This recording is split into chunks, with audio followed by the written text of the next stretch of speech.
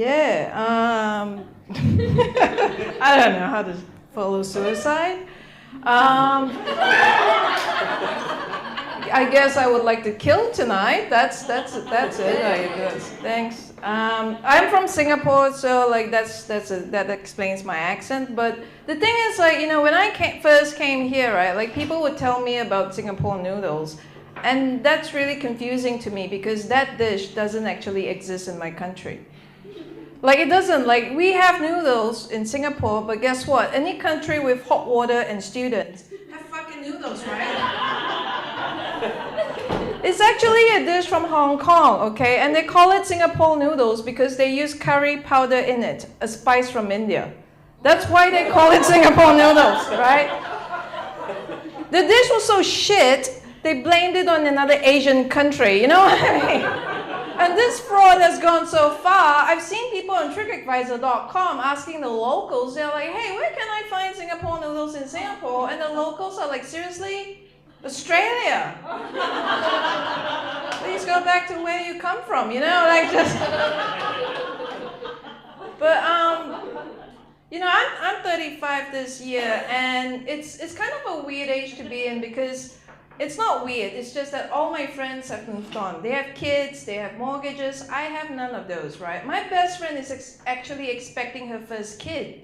And I'm really happy for her, but at the same time in my head, I'm like, what the fuck am I doing with my life? You know, like you're expecting your first kid, and here I am, taking the morning after pill as a supplement. Like, what am I doing? Like you know what I mean? Like you, I know you shouldn't compare, it's not healthy, but she has a mortgage, she has like a portfolio, like she has a life together. You know, the two biggest achievements I have in my life is getting a car and asking mom to pay for it, right? Like that's where I'm at. Like when she's bored, she reads the newspaper. When I'm bored, I go onto YouTube to watch other cats and look at my cat and go, why can't you be more like them? That's what I do. I don't do any of the things that she does. She was showing me this news article the other day, right? Apparently, 12-year-old kids are feeling pressured into getting Brazilians done. 12-year-old kids, right? It's crazy. When she showed that to me, I was like, I didn't react in the most like proper way. I just said like, who has pubes when they're 12? We all have been 12. I was like, dude, if you have pubes when you're 12, keep it, right? You're a legend. Like, why are you shaving it? Okay. And I don't want to generalize as well, but back in the day when a woman could have a bush, right? Pretty sure the person is just very happy to be there, okay? Probably said to the lady, oh, you know, thank you for sharing this, you know, your bush is amazing. There's even a possum in it. Like, how do you do this? Miracle of childbirth, everything. Like, you know what? You know what I told her? During lockdown, I was so bored, right? And you know, like when you get drunk and then you go down a rabbit hole on YouTube, right? And yes, and you like mentally not mentally, but you know, like you don't feel too good. So I went down this rabbit hole, and I started looking up like. It was a YouTube video about your pubes. Anyway, I shaved my asshole, and then it became sore. This is my truth. This is my story. I'm being very brave. I'm telling you this. I shaved my asshole. It became sore. I went to see the doctor, right? And he asked me this weird question. I said it was sore. It's pink. And then he was like, "Oh, how pink is it?" I was like, what do you mean, how pink? I didn't know that there was a color palette attached to a sore butthole. Like, who ever look at a sore butthole and go, oh, you know what? This reminds me of the sunset on the Serengeti, right? Like, sunset pink, maybe flamingo. Like, no! It's just fucking pink. Like, what are the pink? Anyway, it gets weirder, right? He said, I need to examine you, but before I do, I need a lady in the room, right? The lady came in and I asked her a reasonable question. I was like, are you a nurse? And she's like, nah, I'm just a receptionist. And I was like, all right, bulk billing clinic, I see what you have done there. Funding cuts, that's okay. Gets worse, the doctor said to me, by the way, I have 2 university work experience students with me here today. Do you mind if we form this awesome party of 4, the Fantastic 4, and stare at your back tunnel, right? Now, I thought to myself, I was like, you know what? I have performed to more than 4 people in my life. Case in point here. I can do this shit. This might be my Netflix special. Fuck it, let's go, right? You know, I mean, I'm helping those students cure cancer one day. You know, maybe one butthole at a time, right? Maybe, just maybe, there's light at the end of my tunnel. I don't know, man. Just trying to be an inspiration.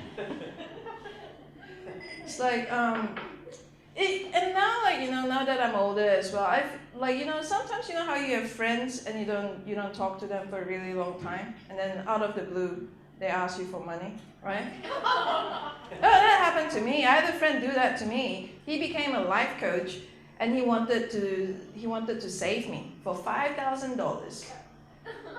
The only problem was, right, he never asked me anything about my life. He just looked at me and assumed that my life was fucked. Do you know how rude that is? Right, that is like a therapist stopping people from using a bridge because they look like they might have a sad childhood, right? Just going like, no, right? And what they usually do is life coaches, right? They will tell you a story of how they overcame some difficulty in their life to convince you to sign up. This was his story. He told me one time he got lost in the Blue Mountains because he chose to walk down an unmarked path. Freaked out, told himself, when in doubt, let clarity set in. Meditated for a few minutes, found his way out. That was his story of hardship. When he said that, I was like, dude, I was expecting a story about how you overcame addiction or an abusive childhood, right? Not how you went for a longer hike, you know, like, it is an unmarked path. Like, how many paths does a way go? Like, one way in, one way out. You can moonwalk your way to safety. You don't have to sit down and meditate to the crystal of direction to find out where opposite is, right?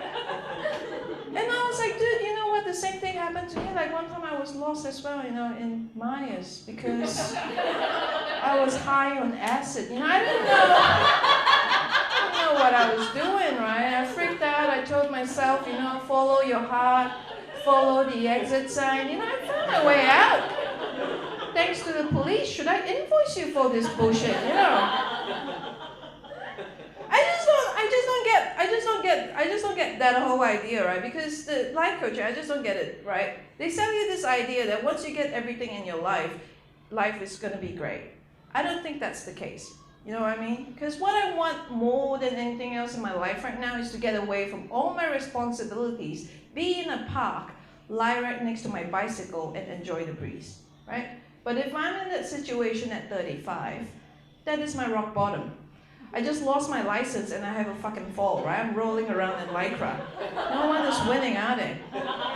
They seem to sell you hype though, that's the thing, like you're not real life solutions. Like don't tell me I'm one step away from success. Teach me tax fraud. That's what I want to know. I want to have some money, right? Do we have any, like, you know, I just saw this ad recently, right? It was actually a vegan ad. It had a photo of a cow, and right next to it had the text, "Born to Die." And when I saw that, I was like, you know, that's really confronting. That's also a very lazy approach to convince someone to convert, right?